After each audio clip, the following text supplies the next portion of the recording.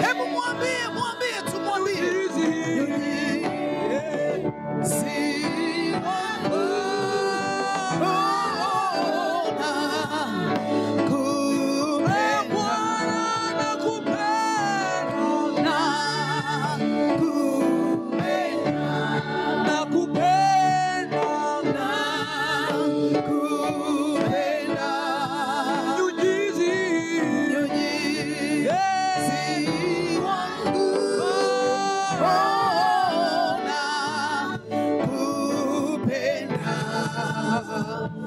Tunamshukuru Mungu ambaye ametupa nafasi siku ya leo, na tumeanza semina yetu jana, na tumekuwa na kichwa kinasema Mungu amekuumba kwa jinsi ya ajabu. Mungu amekuumba kwa jinsi ya ajabu. Na tumesoma Zaburi ile ya kwanza na ule mstari wa kwanza hadi wa 9. Na tumeona vile ambavyo Mungu anatusemesha. Tuliona Bwana akituhudumia jana kwa nguvu ya Roho wake Mtakatifu, kwa njia ya neno lake na kwa njia ya maombi. Na nirudie tena mistari hii kuisoma, na nitasoma mistari michache.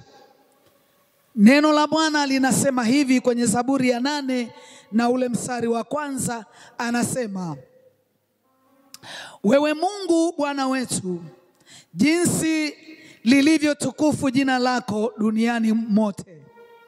Wewe umeweka utukufu wako mbinguni, vinywani mwa watoto wachanga na wanyonyao.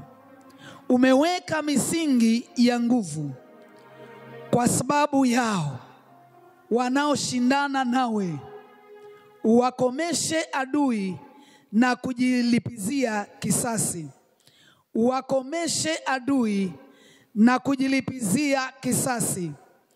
Uwakomeshe adui na kujilipizia kisasi. Niruke nisome mstari wa 4. Anasema, mtu ni kitu gani hata umkumbuke, na binadamu hata umwangalie? Umemfanya mdogo punde kuliko Mungu. Umemvika taji ya utukufu na heshima. Umemtawaza juu ya kazi za mikono yako. Umevitia vitu vyote chini ya miguu yake.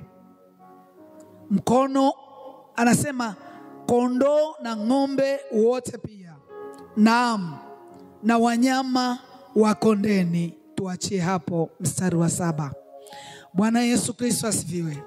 Na jana tulianza kwa kuweka msingi, na nilikuonyesha kidogo namna ambavyo mtazamo wako juu ya Mungu unapaswa kubadilika. Nikakwambia lazima umtambue Mungu, umjue Mungu katika utukufu wake. Anaposema jina lake ni tukufu, anasema ameinuliwa juu. Yeye ni Mungu wa kuheshimiwa sana, na yuko juu ya vitu vyote. Kwa hiyo Mungu aliyekuumba wewe ni Mungu wa ajabu, na kila aliyekiumba amekiumba kwa jinsi ya ajabu sana. Na tukasema Mungu ameumba vitu vingi sana ambavyo angeweza kushikamana navyo aachane na mwanadamu, lakini aliona mwanadamu ni kitu cha thamani sana mbele ya macho yake, na Mungu anapenda uwepo wa mwanadamu. Kwa hiyo tulijifunza kutoka kwenye kitabu cha Yoshua, tukaona jinsi ambavyo mwanamke aliposimama kwenye nafasi yake aliweza kuikomboa familia yake kutoka kwenye mauti. Na tulisoma Yoshua 2 na tukaangalia mstari wa kwanza, nikaruka nikasoma kuanzia ule wa 12 na kuendelea. Tukaona jinsi ambavyo mama huyu kahaba alipokuwa anaishi akijiuza, lakini alipopata ufahamu kwa habari ya Mungu, alipojua kwamba Mungu anataka kuiangamiza Yeriko, Biblia inasema alifanya maamuzi yaliyo sahihi. Bwana Yesu asifiwe sana. Alifanya maamuzi yaliyo sahihi.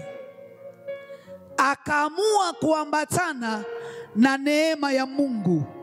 Akaamua kuambatana na neema ya Mungu aliye juu. Kwa hiyo tulijifunza na kuona namna ambavyo Mungu anavyotusaidia. Kwa kuendelea, maana siwezi kurudia kila kitu, utafuatilia kwa njia ya YouTube. Tuliona namna ambavyo mama ameondoa mauti. Lakini leo tusome mstari mmoja hapa, alafu tuendelee na hatua ya kwanza. Maana jana tulikuwa tunaweka msingi. Nataka tusome kwenye kile kitabu cha Waefeso sura ile ya 2 na ule mstari wa 1 hadi wa 7.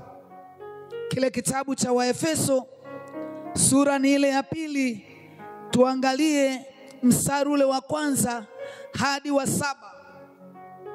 Biblia inasema kwamba nanyi mlikuwa wafu kwa sababu ya makosa na dhambi zenu ambazo mlizoziendea zamani, kwa kufuata kawaida ya ulimwengu huu na kwa kumfuata mfalme wa uweza wa anga, anasema roho yule atendaye kazi sasa katika wana wa kuasi, ambao zamani sisi sote nasi tulienda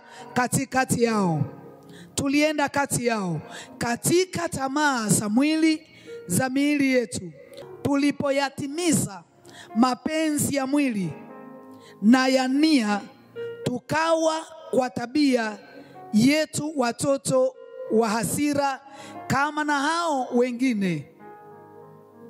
Lakini Mungu kwa kuwa ni mwingi wa rehema, kwa mapenzi yake makuu aliyotupenda, hata wakati ule tulipokuwa wafu kwa sababu ya makosa yetu, alituhuisha pamoja na Kristo. Yani tumeokolewa kwa neema. Akatufufua pamoja naye, akatuketisha pamoja naye katika ulimwengu wa roho katika Kristo Yesu, ili katika zamani zinazokuja authibitishe wingi wa neema yake upitao kiasi kwa neema yake kwetu sisi katika Kristo Yesu. Bwana Yesu asifiwe sana.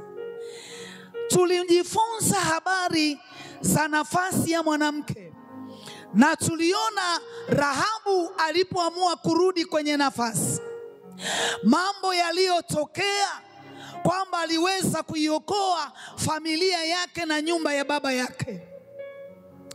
Na Rahabu hakuwa ameolewa, na ndio maana tunaambiwa aliitendea mema nyumba ya mama yake, ya baba yake. Lakini na ndugu zake na watu wa nyumbani mwake na wale walioko nyumbani mwake. Na nilisema hivi jana, mauti inaingia kwa sababu ya dhambi. Mungu alipomuumba mwanadamu kwa mfano na kwa sura yake, mwanadamu alipoliacha agizo la Mungu, alipoacha njia ya Mungu, dhambi ilipoingia pale bustanini, mauti iliingia.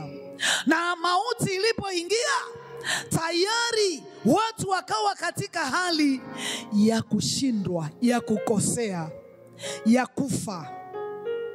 Lakini Biblia inasema ya kwamba Mungu alimuinua Yesu Kristo ili atusaidie. Anasema basi kuanzia sasa musienende tena kama mataifa wanavyofanyaje, wanavyoenenda, kwa kufuatisha namna ya dunia. Maana tukifuatisha namna ya dunia, tunakaribisha mauti ndani ya familia, tunakaribisha mauti ndani ya taifa, tunakaribisha mauti ndani ya kanisa. Mungu anasema na wewe mama kwamba usifuatishe tena namna ya dunia. Bwana Yesu asifiwe sana. Kila mtu aliyekaa hapa, mama uliyeko hapa na unayenisikiliza nje hapa, umewekwa kwa kusudi. Mahali ulipo upo kwa mpango wa Mungu. Utasema mtumishi, wewe haujui mahali niliko. Haijalishi unakoishi kuna wachawi. Umeolewa na kwenye familia namna gani, lakini nataka nikuambie umewekwa kwa kusudi mahali hapo uliko. Maana jana nilisema kuna kitu cha siri cha ajabu ambacho Mungu ameweka ndani ya mwanamke ambacho mwanaume hana. Kwa hiyo mahali uliko wekwa, Mungu hajakosea. Kanisa Mungu alilokuweka, Mungu hajakosea. Familia Mungu aliyokuweka hajakosea. Hata kama unaona majitu, hata kama unaona haujawahi pata raha. Nilikutana na mama mmoja mwenye umri mkubwa sana. Akaniambia, mwanangu, toka nimeolewa sijawahi kuona raha. Sijawahi kucheka na mume wangu, sijawahi. Nikamwambia, sikiliza mama, Mungu hajakuonea. Ni kwa sababu haujajua kwa nini Mungu amekupeleka kwenye hiyo familia. Ukipata siri kwa nini Mungu amekupeleka mahali ulipo ukae, mimi nataka nikuambie, mtazamo wako na kuwaza kwako na fikra zako zitabadilika. Na zikibadilika ndio mwanzo wa kumuona Mungu. Anasema msienende tena kwa namna ya dunia. Maana namna ya dunia imebeba mauti. Kahabu Rahaba akageuka, akaamua tembee na Mungu aliye juu. Nimejaribu kufanya utafiti. Ni baadhi ya wanawake hawapendi kukaa na Yesu, ila wanapenda vitu vya Yesu. Wanataka vitu vya Yesu. Sasa Mungu anachosema hapa, mtake Yesu na vitu vyake. Yani utembee na Yesu na vile alivyo navyo Yesu vitakuwa mali yako. Maana ndivyo Zaburi hii ya 8 mstari wa 1 hadi wa 9 anasema, vitu vyote vimetiishwa chini ya miguu yetu. Kazi zote Mungu ameziweka katikati yetu. Ametupa kutawala na kumiliki. Lakini kwa nini tunafika mahali tunamilikiwa? Anasema tusifuatishe tena namna ya dunia. Nisikilize kanisa, mtu wa Mungu, mama, hauwezi kuchanganya dunia na Yesu vikatembea pamoja. Hauwezi kuchanganya giza na nuru vikaenda pamoja. Lazima kimoja kiachie ngazi. Rahabu kahaba akajua, lazima ukahaba wangu, lazima shetani aachie ngazi ili Yesu ashike usukani anipeleke mahali anakotaka. Kwa hiyo lazima ufanye maamuzi vizuri. Nilikuwa nataka nimalizie hapo. Sasa tuangalie jambo la kwanza. Jambo la kwanza, mwanamke na nafasi ambayo Mungu amempa toka mwanzo na toka uumbaji. Mungu alimpa mwanadamu nafasi ya ajabu sana. Sasa nataka tujifunze, tuangalie jambo la kwanza. Jambo la kwanza, sikiliza, ukikaa kwenye nafasi utazuia mauti iliyoingia ama itakayoingia kwenye familia yako na ndani ya kanisa na ndani ya taifa.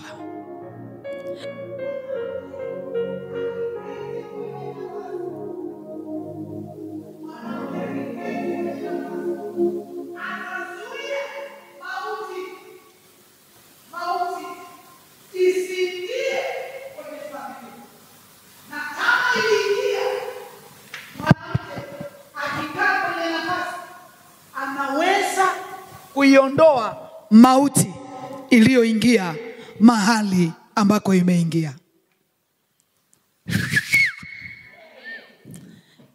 Hii ni siri kubwa ambayo mwanadamu, mama amewekewa ndani, mwanamke amewekewa ndani. Nataka nikuambie ukweli.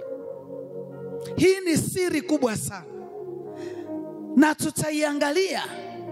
Hii ni siri ya ajabu ambayo Mungu ameiweka ndani ya mwanamke. Yani mahali nilikwambia jana, maana ya jina Hawa ni uzima, ni uhai. Amen. Ni uhai. Sasa Mungu anajua kwa nini alitoa. Alimpa Adamu akili za kutoa hilo jina la Hawa.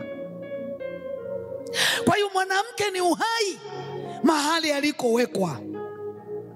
Na mwanamke huyu ana uwezo kutoka Mungu kuiondoa mauti. Nafasi imebeba nini? Lazima tuangalie. Maana usipoelewa nafasi imebeba nini, hautaona umuhimu wa hiyo nafasi. Kwa hiyo jambo la kwanza nimesema tunaangalia umuhimu wa nafasi. Nafasi imebeba nini? Jambo la kwanza, nafasi imebeba kibali. Nafasi imebeba kibali. Yaani kibali, iwe ni kibali kwenye ndoa, iwe ni kibali cha biashara, iwe ni kibali cha kazi, iwe ni kibali cha kuolewa. Wangapi mabinti hapa? Hebu niinua mikono kama we ni dada, hujaolewa bado. Aha, wako. Yuko mmoja. Okay. Bwana Yesu Kristo asifiwe sana. Iwe ni kibali cha aina yoyote, kinapatikana pale unapokuwa kwenye nafasi. Yaani ukiwa kwenye nafasi, hakuna cha kupakwa mavi usoni wala cha kusemewa maneno sijui wewe haufai, kwa sababu kibali kimebeba utambulisho wa mtu. Kibali kimebeba utambulisho wa mwanamke. Kibali kitakutambulisha kwamba wewe ni nani. Kibali cha Mungu. Kibali cha Mungu kikiwa juu yako kitakutambulisha kwamba wewe kwenye hichi kijiji ni nani. Bwana Yesu Kristo asifiwe sana. Kibali kimebeba mamlaka ya Mungu. Kibali. No, nafasi. Nafasi, jambo la pili. Nafasi imebeba mamlaka ya Mungu. Twende tu tutasoma maandiko. Nafasi ya mwanamke imebeba kibali, lakini imebeba jambo la pili, imebeba mamlaka ya Mungu. Nisikilize. Mimi najitambua ni mke halali pale nilikoolewa. Kwa hiyo kimada hawezi kuondoa uhalali wangu. Mimi wale nawaitaga yebo mwisho saa 6. Si ndio Lakini lazima awe ni mwanamke anayejitambua na anatambua nafasi yake. Mimi nasema hata kama ameibiwa, unamjua nani aliyeibiwa? Mimi nataka nikuambie, ukijitambua kwenye nafasi yako atarudi. Kwa sababu mimi ndio original.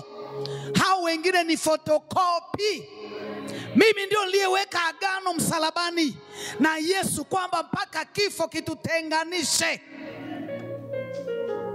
Sasa kama uko kwenye nafasi, unaanza kuhangaika, kutafuta watu, kutafuta watu wa kusuluhisha, kwenda kwa marafiki. Unajua jana mume wangu kalala nje, unajua siku hizi anakula na fulani. Na kuambia huyo asikusumbue.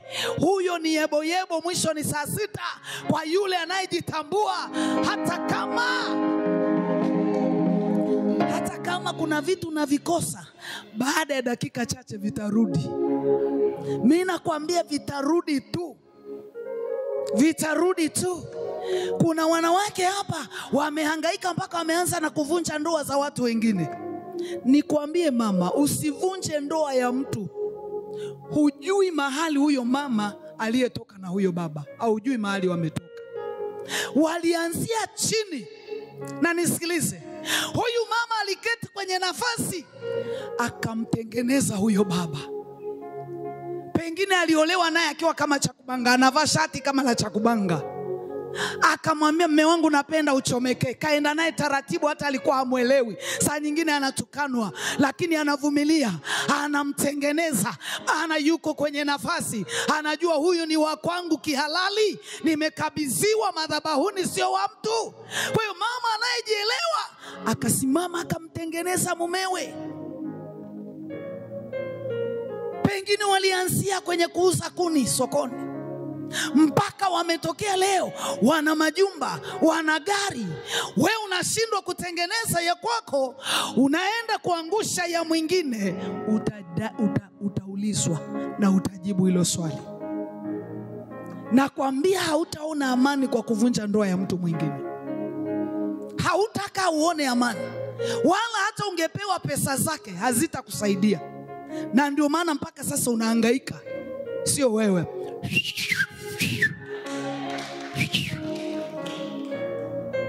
Usifikiri majibu ni kuvunja ndoa ya mtu mwingine. Elewa nafasi yako. Vyote vinavyoelea vimeundwa, vimetengenezwa. Usifanye mwingine kutoa machozi, kwa sababu ya kwako mwisho wako utakuja kuwa wa machozi na usione faraja. Na utakuwa unawatengenezea watoto wako kitu kichungu sana kwenye maisha yao. Bwana Yesu asifiwe. Mama aliyeketi kwenye nafasi anajua kitu cha kufanya. Nisikilize. Mamlaka ni nguvu ya kisheria inayofanya kwa nguvu.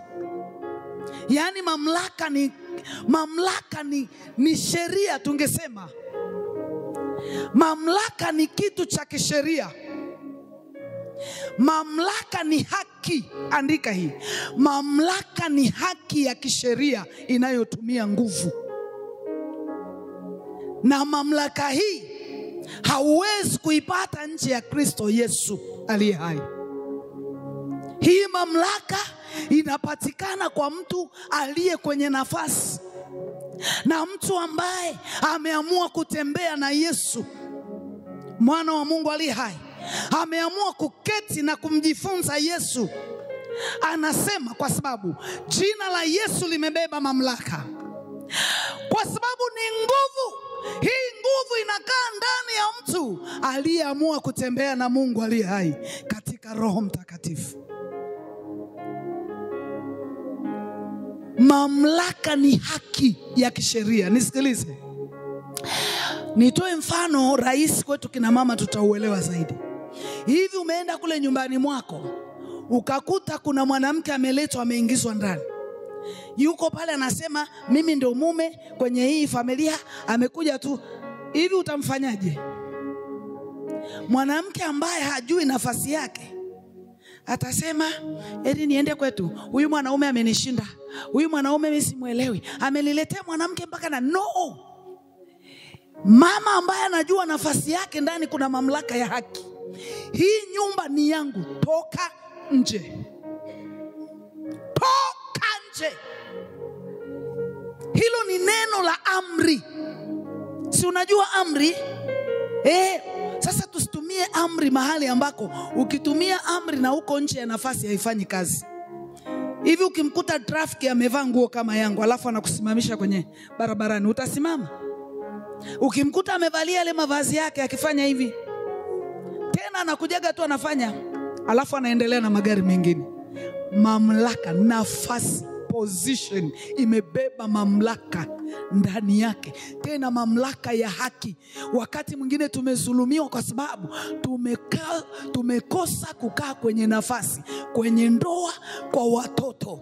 Unasikia mama anasema baba yako akija, anamwambia mtoto baba yako akija nitamwambia. Kwa nini? Mtoto akusikilizi wewe, umepoteza nafasi. Cha kuangalia sio mtoto kwanza, rudi kwanza kwenye nafasi. Ulipotezea wapi nafasi? Mimi siwezi kumwambia mtoto eti baba akija nitamwambia. Nina nafasi yangu kama mama, na baba ana nafasi kama baba.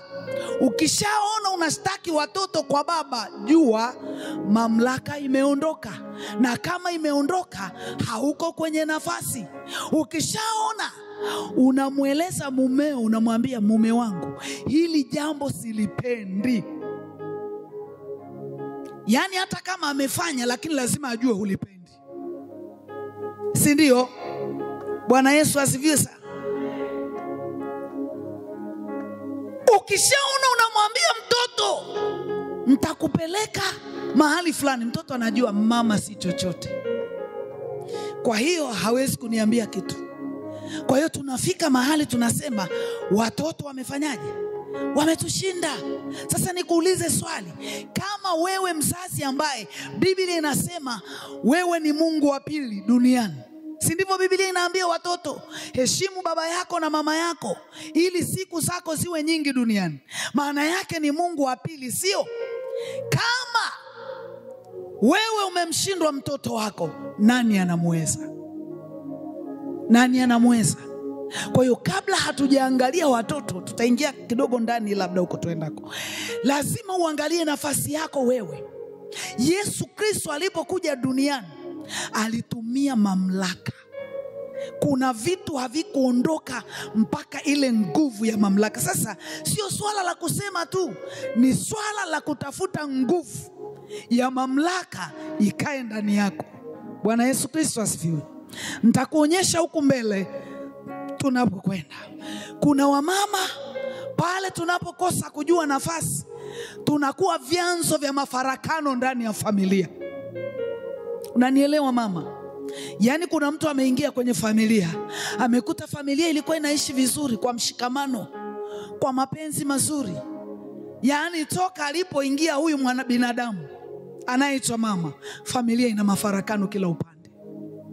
Watu hawakai pamoja, maneno yasioisha, kusengenyana kila siku. Mwanamke aliyekosa kujua nafasi yake, kwa sababu kama haukuwa na matatizo ungemsaidia huyo mtu akae vizuri na sio kupeleka. Kwa hiyo unapopeleka habari zake, maana yake unataka akose kibali cha Mungu, sio?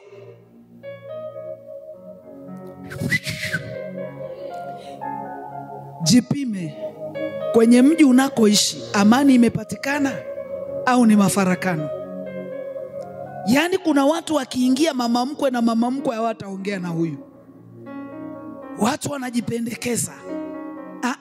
Tunahitaji tukae kwenye nafasi. Nafasi imebeba nguvu ya mamlaka, nguvu ya haki ya kisheria.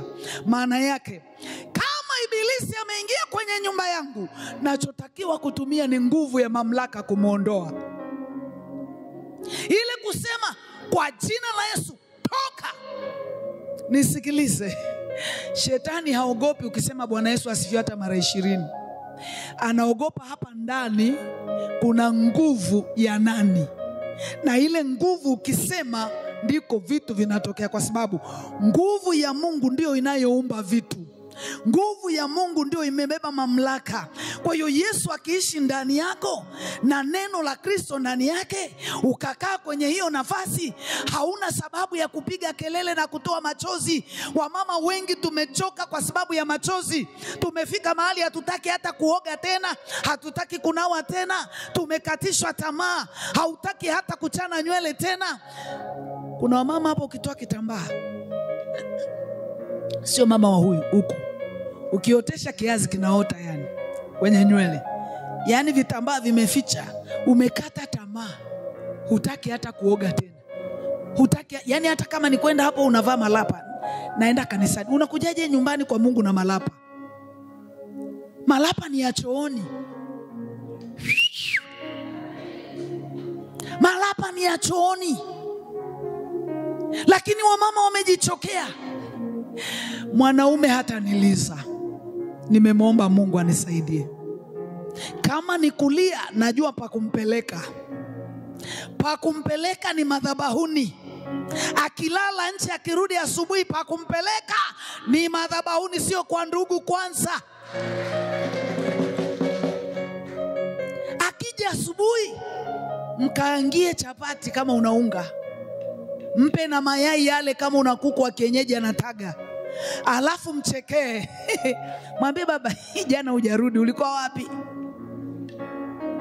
Mimi nakwambia mwanamke amebeba siri ya ajabu sana. Na kwa sababu hatujui nguvu tulionayo, hawa wababa wamekuwa wakituonea pia. Wakituona tu kama kuna mambo hayako sawa, yeye akikuona anashusha tinted. Anashusha tinted vioo vyote. Yaani ili usimuulize alikuwa wapi. Kwa nini sumbuane na wewe kukuuliza? Kama moyo wangu ushanishuhudia haukuwa mahali pazuri. Maana wakishajua wamekosea huwa wanajihami. Mwanamke mwenye busara aliyeketi kwenye nafasi ya shughulikagi na tai, anashughulika na suti. Wewe unashughulika na tai mpaka umekondeana, mashavu yamekushuka. Unaambiwa shikamoo, hata umri hauruhusu kupewa shikamoo.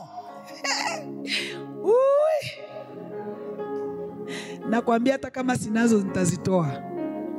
Hizi kama sinazo zitatoka, kwa sababu sikubali shetani aninyanyase. Ninajitambua mimi ni mwanamke, sikubali hata ndugu aninyanyase. Nasemaga semeni usiku mtalala, kila mtu ana kitanda chake. Siji kwenye maombi kwa sababu ya fulani. Fulani ndio aliyekuita. Yeye ndio aliyebeba uhai wako. Kukosa kukaa kwenye nafasi, tumemkosea Mungu sana. Bwana Yesu asifiwe. Nakwambia akija asubuhi. Sasa mimi nina miaka 35 ya ndoa. Yaani hapo unavyoniona tumeishi miaka 35 ya ndoa. Bwana Yesu asifiwe. Kwa hiyo kwa umri wangu huu mdogo wa miaka 30, nina miaka 35. Ukiniona si kama nina miaka 35. Lakini nataka kukuambia nimeishi kwenye ndoa miaka 35. Nina binti mwenye miaka 34. 35. Maana niliolewa tarehe ile niliolewa ndio tarehe niliozaa. Anajibu maombi. Bwana Yesu asifiwe sana. Kwa hiyo kwa nafasi hii Mungu amenifundisha vichache. Bwana Yesu asifiwe sana. Na hasa kama umetokea kwenye familia ambayo shetani aliigawanya. Hamjazaliwa kwa baba mmoja, kwa mama mmoja. Yaani baba alikuwa na wake wawili. Usifikiri ni utani kukaa kwenye ndoa miaka yote hiyo. Bwana Yesu asifiwe. Kutambua nafasi. Mimi nakwambia nikwambie siri ambayo hutajakaa uijutie. Nikwambie siri. Sema ndio. Mimi nakwambia akikuacha akienda mjini, akakaa huko mwezi sijui, maana wanauzaga vitu na hela wanaenda wanakula, zikisha anarudi. Akirudi hata usimuulize alikuwa wapi. Kwa nini ujisumbue nafsi yako? Kwa nini ujisumbue? Saa hizo ameshusha tinted, ameandaa kipepsi cha kukupiga. Nani wa kutolewa meno saa hizi na dunia pana namna hii? Nani? Nani wa kushuka mashavu na maparachichi ya kujipaka yapo kama mafuta hamna? Nani wa kushuka mashavu? Ukiona ameshusha tinted, kaa naye chonjo. Usijifanye, wamama wengi viburi vimetuumiza wenyewe. Nipige uone, umelala nje, alafu shetani atakubabua. Hapiganwagi na nguvu za mwilini. Alafu hauko kwenye nafasi ndo unajiinua. Mwanamke aliyekaa kwenye nafasi hana maneno mengi. Msemeni kuanzia asubuhi mpaka kesho, hana maneno mengi. Yeye ataonyesha kwa utambulisho. Ataonyesha Mungu aliye naye ndani yake. Bwana Yesu Kristo asifiwe. Akilala asubuhi akirudi, mpe chai na maparachichi kama ndio kitafunio cha siku. Alafu ukitoka hapo njoo madhabahuni. Njoo madhabahuni, labda huko tuendako nitakufundisha madhabahu ilivyo na nguvu ya kujibu maombi yetu. Mlete madhabahuni, muambie Yesu hivi. Yaani hata usilie, muambie Yesu nimekuja. Huyu mume ni wa kwangu uliyenipa. Ni haki yangu kisheria. Bwana asifiwe. Mwambie Mungu, wewe si fundi mbao. Mwambie Yesu, wewe si fundi seremala. Yesu si alikuwa mwana wa Yusufu, wakasema ni mwana wa seremala, na ni kweli Yusufu si alikuwa seremala. Mwambie Yesu, kwako kuna randa za kila namna ambazo mtu aliyepinda anaweza kupigwa randa akakaa. Muda wa kubeba virago, unakuta mama na mtu mzima, wewe ni Mkristo, eti unasema tutaachana kwenye ndoa. Unaenda wapi na saa 12 imefika? Unaenda wapi? Unarudi kwenu, unaenda kumiliki ndoa ya baba yako na mama yako. Babu wa watu walishajizoea kununua nyama yao nusu kilo. Wanajipangia, mangi luleji inu, tule nini leo? Tutume kanyama ketu nusu kilo. Wewe ukienda na amri zilizokushinda kule kwenu, zimekushinda kule kwako. Yani ukishindwa kwa mume, usiende kwenu ukasumbue wazazi kama wapo. Ukishindwa usiende kwa wazazi na usiende kwa mawifi. Unaenda kugombana na kaka zako, maana ulishazoea kujipangia. Ukifika kwa kaka yako na unataka ujipangie kama ulivyokuwa unataka kujipangia, haiwezekani. Pambana kwako, ukiweza Yesu anakupa taji. Haleluya. Yani mimi ningekuwa kaka yako sikupokei. Sikupokei. Umekaa hapo umezaa watoto 5, leo unataka kurudi kwangu. Kuja kufanya nini? Pambana.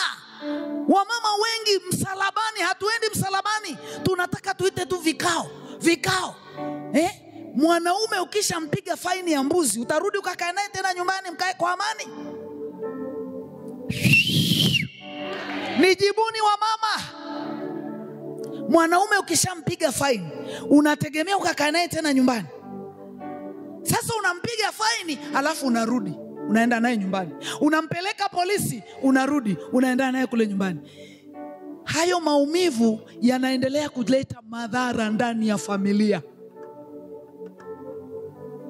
Yanaendelea kuleta nini? Madhara. Yani nani tu kidogo umeshakimbilia. Mimi mshenga wangu amekufa, sikuwahi kukanyaga kwake toka nimeolewa. Sasa sikuambii usiende kwa sababu tunatofautiana. Ukipata ushauri itakusaidia, lakini ushauri upate mahali sahihi.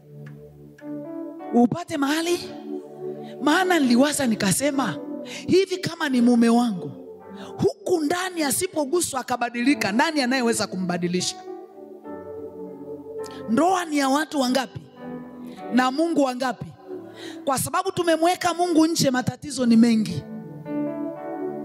Tumetanguliza watumishi wakija hapa tuna namba zao kibao. Namba ya huyu, namba ya huyu, namba ya huyu. Mume akija amenuna, unatoka. Bwana asifiwe mtumishi. Yani baba amekuja jana hata simuelewi.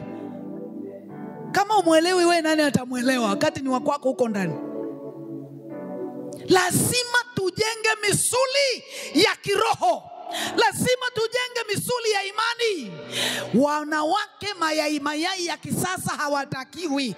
Tunataka wanawake wakomavu wa imani, wanaojua kupigania ndoa zao. Hey! Wanawake mayai. Hatuwezi kuwa ndani ya kanisa sisi ni mayai ya kisasa. Kuwa hata la kienyeji basi, maana lina vitamini. Tuna wanawake ambao wameamua kuwa hivi. Yani matatizo yakija wanataka wapiganiwe. No, mimi nimekuja kukuimarisha. Mimi Mungu alichoweka ndani yangu, sisemagi pokea muujiza, sisemagi pokea. Mimi nataka nikuonyeshe kiwanda kiliko, uende ukafyatue mwenyewe. Maana nikikupa vya kukupa vitaisha. Na sasa hivi wanawake tunataka tu vya kupewa. Yani uone nabii ameinua mguu ameweka kichwani ndio usikie raha kwamba umeombewa. tuache kuburudishana. Lazima turudi kwenye kiini cha neno la Mungu. Turudi kwenye msingi wa imani ya Kikristo. Imani tulio nayo ndani ya Kristo inabadilisha, na tena inaokoa, na tena haijawahi kushindwa.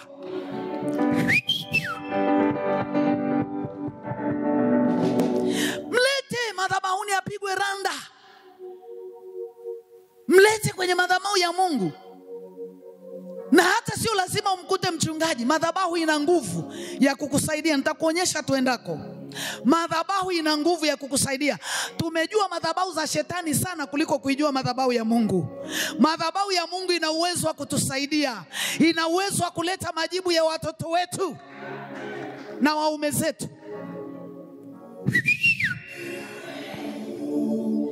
Yesu Kristo ainuliwe juu. Mimi nimeona wanaume wamepigwa randa. Wamepigwa randa, walikuwa wakarudi wakawa nyoka. Alafu Yesu akaleta polish. Mwambie Yesu, piga polish hili li jamaa. Njoo na sadaka. Nenda kwenye madhabahu ya Mungu. Mwambie Mungu, sadaka ya Yesu inanena mema. Na mimi natoa kama ishara ya kutambua sadaka yako, kwamba sadaka ya Yesu ina nguvu. Nataka huyu mwanaume namsakasia kwako. Mbebe na masimtrela yake. Ana wanawake wangapi nje? Sijui ni mgomvi kiasi gani, ana mizimu imemfunga. Msukumie kwenye madhabahu, muache huko. Alafu muondoka, we muache madhabahuni, we ondoka. Kaendelee na mambo. Wanawake tumepoteza hata utumishi kwa sababu ya machangamoto ya kifamilia. Tumepoteza hata uwezo wa kibiashara. Tumepoteza uwezo wa kimaendeleo kwa sababu ya changamoto. Sukumia huku, halafu uone kama Mungu hatamshughulikia. Bwana Yesu asifiwe sana. Haleluya. Jina la Bwana litukuzwe. Jambo la tatu. Hapa napita tu. Mamlaka imebeba mawasiliano. Nisikilize. Kuna mtu huwezi kumuona kwa sababu ya nafasi yake. Na kuna mtu unaweza kumuona kwa sababu ya nafasi. Kuna mtu mnaweza mkawasiliana kwa sababu ya nafasi alionayo. Na kuna mtu hamwezi kwa sababu ya nafasi ulionayo.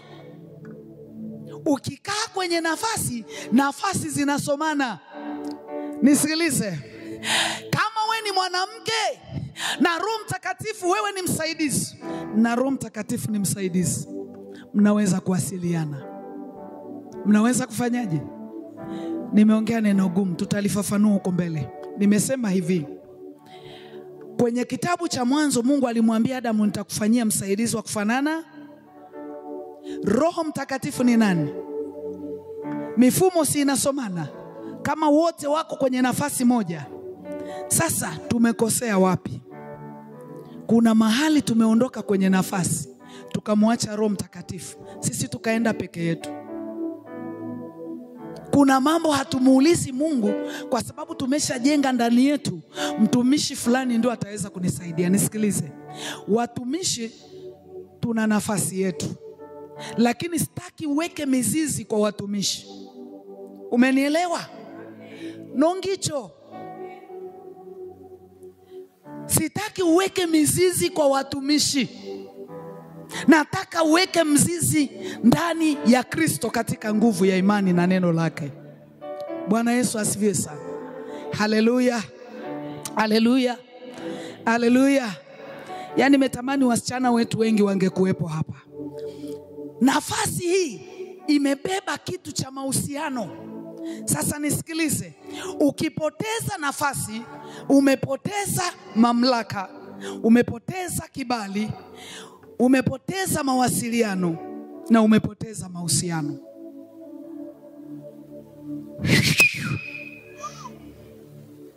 Ukipoteza kibali, nafasi, umepoteza mamlaka, umepoteza kibali, umepoteza mawasiliano. Tusome kitabu sasa cha Esther, sura ya 4. Muda unakimbia. Ndio nafasi imeenda hivi. Ndio muda umeenda hivi. Kitabu cha Esther. Tuangalie sura ile alafu tuombe. Sura ya 4. Kitabu cha Esta sura ya 4. Umefika? Neno la Mungu linasemaje? Sura ile ya 4, tuangalie ule mstari. Tuangalie ule mstari, kitabu cha Esta sura ya 4.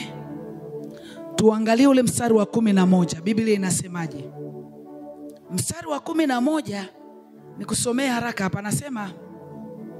Anasema watumwa wote wa mfalme wanajua sana, hata na watu wa majimbo ya mfalme, ya kwamba mtu yoyote akiwa mwanamume au mwanamke atakaye mjia mfalme katika ua wa ndani, wala hakuitwa, kuna sheria moja kwake, ni kwamba atauawa, isipokuwa yeye ambaye mfalme atamnyoshea fimbo ya dhahabu ili aishi. Wala mimi sikuitwa niingie kwa mfalme yapata siku 30. Yapata siku 30. Yapata siku 30. Mstari wa 16 pale anasema hivi. Basi anasema uende ukawakusanye Wayahudi wote waliopo hapa Shushan, mkafunge kwa ajili yangu, msile wala kunywa muda wa siku 3, usiku na mchana. Nami na wajakazi wangu tutafunga vile vile. Kisha nitaingia kwa mfalme. Kisha nitaingia kwa mfalme. Nisikilize hapa, tuende tukaombe kidogo. Neno, sikiliza. Esta alichaguliwa kuwa malkia kwa mfalme Ahasuero. Wote tunafahamu.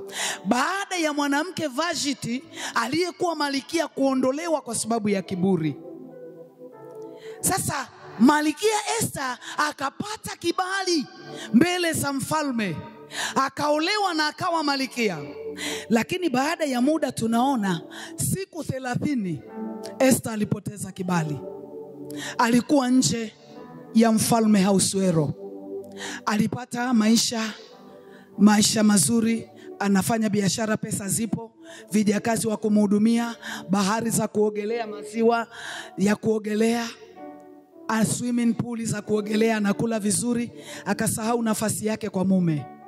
Siku 30, mwezi mzima yuko nje ya mume. Si unajua wafalme walikuwa na mazuria na wake zaidi ya mmoja. Esta akajisahau. Akiwa kule, Naamani akainuliwa na shetani. Hamani akatengeneza mauti kwa Wayahudi. Tunafahamu mauti ikaingia. Alipoondoka kwenye nafasi, mauti iliingia. Mauti ilipoingia, sikiliza, kitu Esta alichopoteza cha kwanza ni kibali. Hakupata tena kibali kwa mumewe. Roho ya kukataliwa ikaingia. Hakukubalika tena. Sasa kibali kilipopotea, Esta anakitafuta kibali, maana aliambiwa, Esta, wewe ni Myahudi. Usifikiri mambo yakiharibika ndani ya kanisa wewe utakuwa salama. Usifikiri mambo yakiharibika ndani ya familia wewe utakuwa salama. Kwa sababu watu wanasema ni yule mke wake, si ameoa kule nyumbani, si kuna mama, mbona watoto wameharibika hivi, mbona mume ameharibika, mbona kanisa la Mungu alisogei, mbona mchungaji anafanya kazi mwenyewe na mwinjilisti tu, mbona waombaji hakuna. Watasema wakina mama hawapo kwenye hii familia, hakuna mke. Mordekai mjomba wake aliyesimama kuhakikisha anaingia kwenye ile familia, akamwambia Esta, usifikiri utakuwa salama kama hautasimama wewe kwenye hii familia kuomba kwa ajili ya familia, maana Wayahudi wameandikiwa wote kuuawa. Sasa usifikiri wewe utapona, maana wewe nawe ni Myahudi, hautapona. akamwambia tafuta namna ya kurudi. Rudisha kibali ambacho ulitakiwa kuwa nacho mbele ya mumeo, mbele ya mfalme, mbele ya Ahasuero. Rudisha hicho kibali.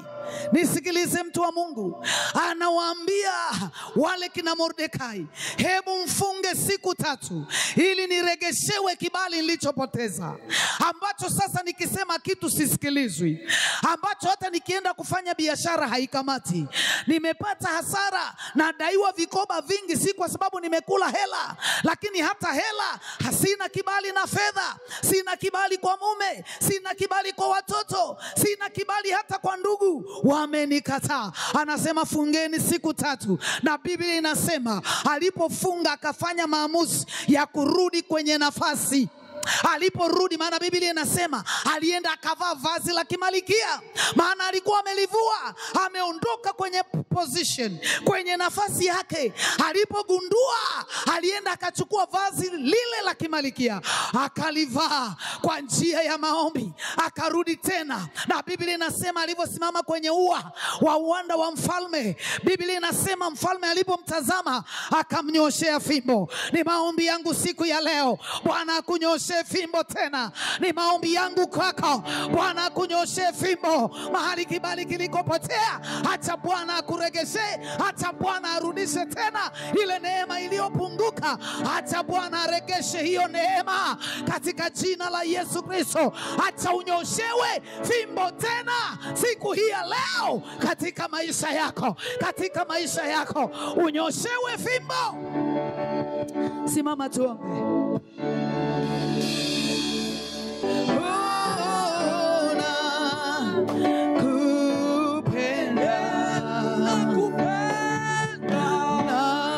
Inua mikono yako kwa Bwana. Yes Lord. Nakupenda, nyunyizi wangu.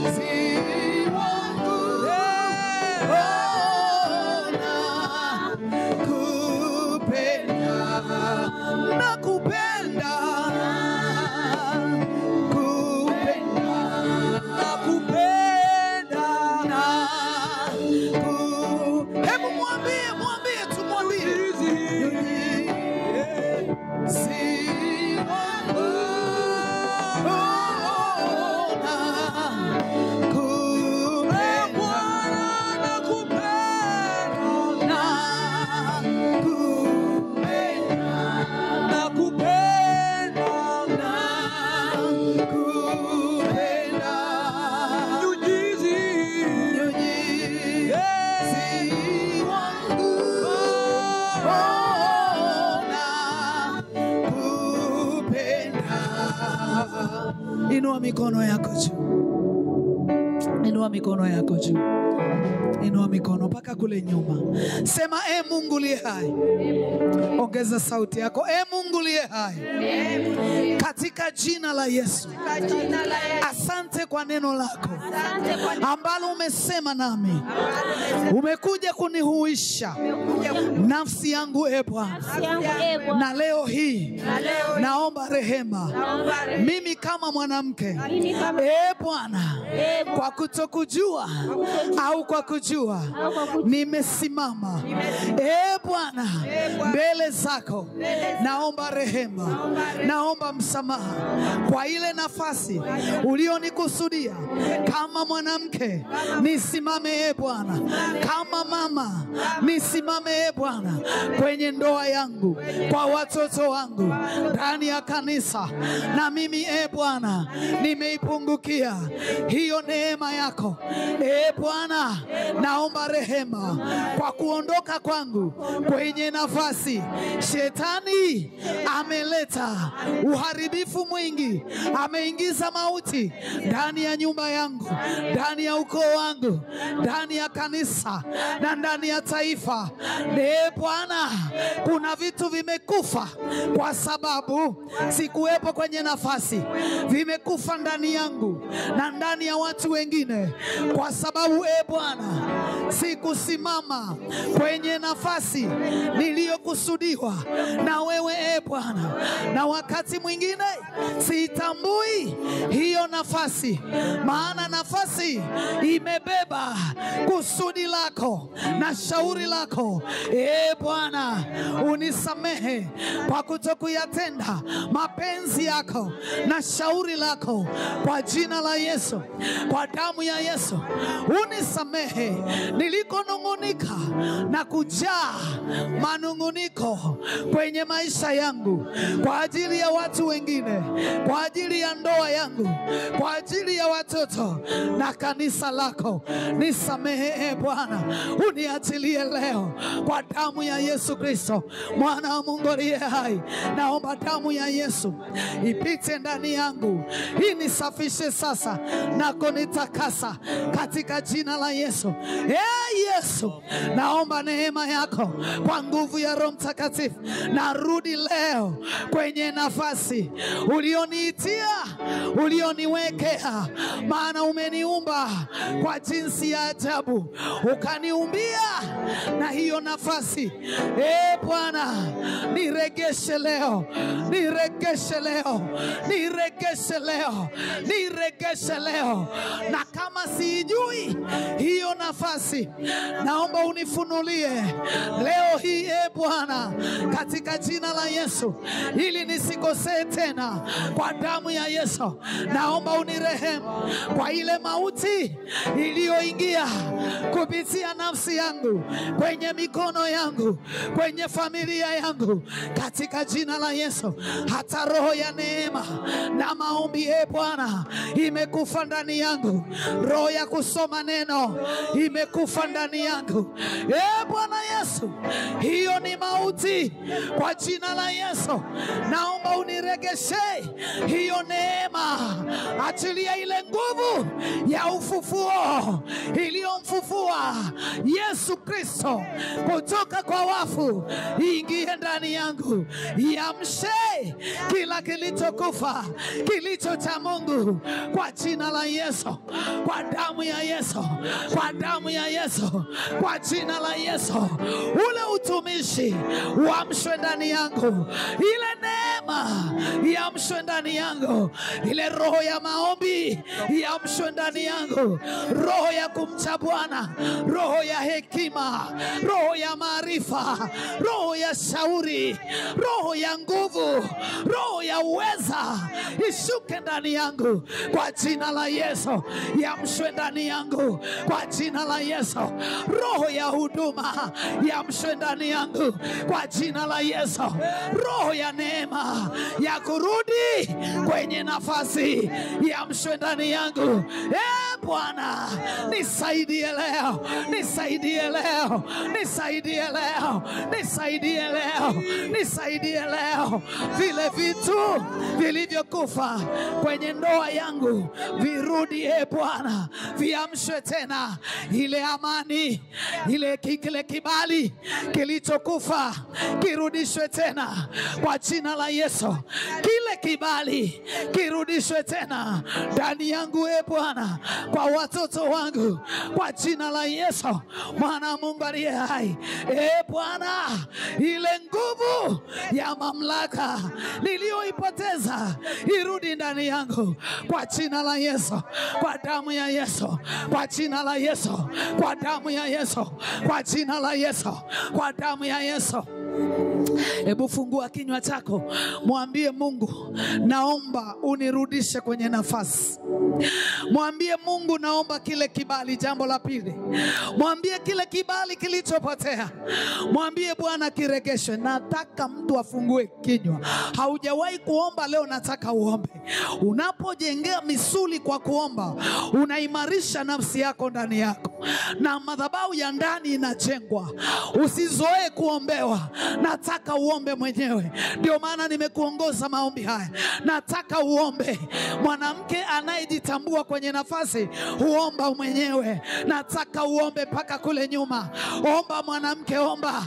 Nataka uombe kama vile hakuna mtu anayekuombea, maana ni wewe unajua mahali unapita. Ni wewe unajua namna kibali kimepotea kwenye uchumi, kwenye hiyo ndoa, kwa watoto wako, hapo kwa majirani. Wakikuona wanakuona kama kichefuchefu. Umepoteza kibali kwa Mungu wako.